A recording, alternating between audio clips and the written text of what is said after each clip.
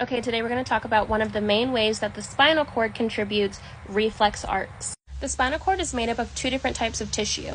It has white matter on the outside made up of myelinated axons, and it has gray matter on the inside which has the somas, cell bodies, dendrites, and the synapses. There are three types of neurons involved in the reflex arc. You have afferent neurons, interneurons, and efferent neurons. Afferent neurons are your sensory neurons. They carry messages from the senses to the spinal cord.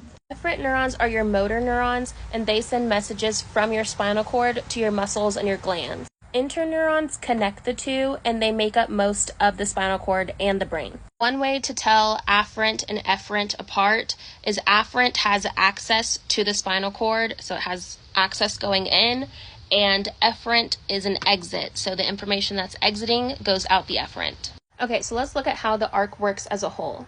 Sensory receptors in your hand detect heat and send a signal via the afferent neuron to your spinal cord.